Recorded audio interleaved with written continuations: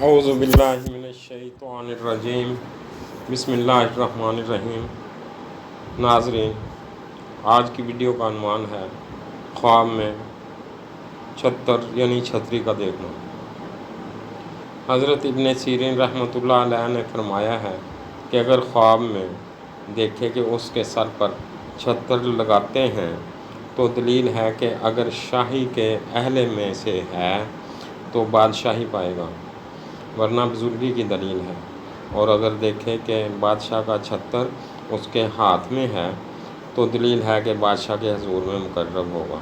حضرت جعفر صادق علیہ السلام نے فرمایا ہے کہ خواب میں چھتر کا دیکھنا 7 وجہ پر ہے۔